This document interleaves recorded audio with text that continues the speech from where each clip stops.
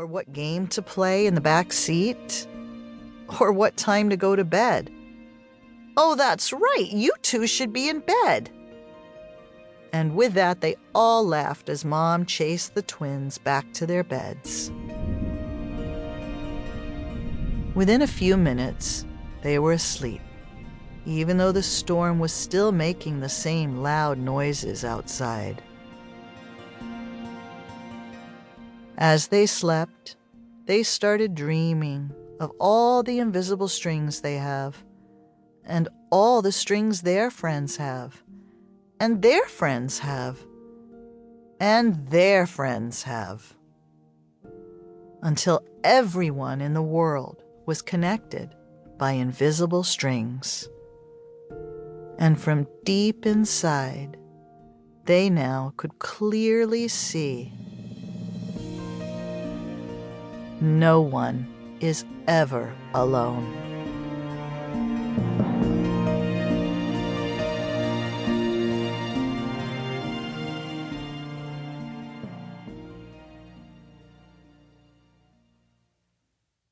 A word from the author. Dear beloved listener, I am honored to tell you the backstory of how this little book that could came to life.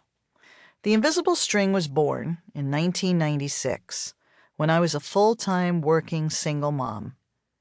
As I dropped off my son Elijah at preschool each morning, he would cry so hard that it broke my heart.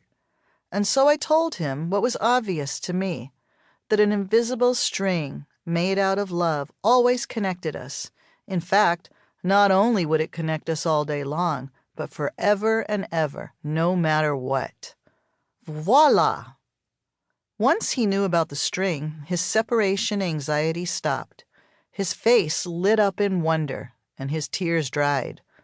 The story brought him, and then his friends who begged to hear it too, immense comfort with the realization that they would never be alone, because the invisible string connects us, not only to our loved ones, but also to the whole wide world. When I saw the reaction that the invisible string was having on these children, I knew I needed to tell the others.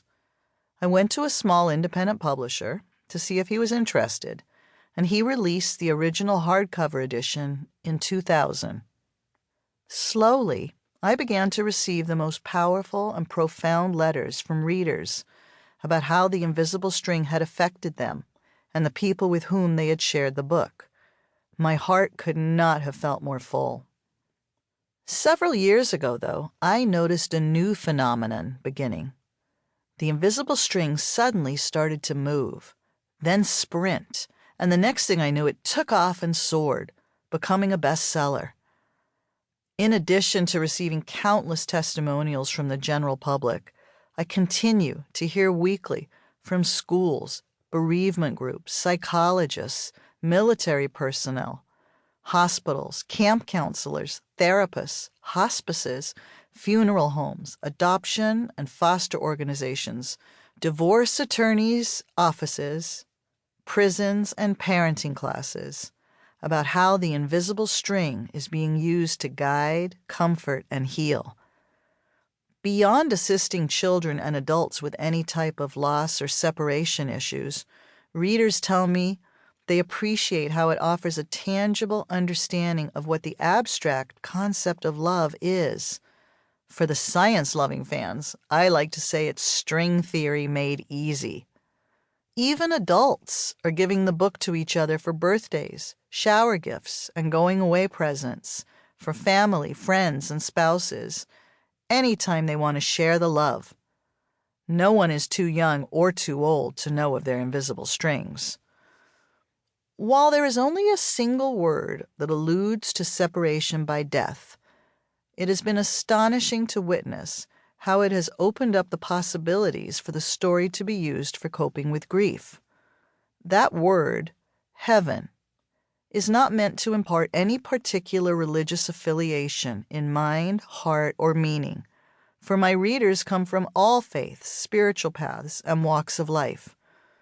It is a word that for so many readers open-endedly suggests the other side, or the great beyond, or the indefinable mystery.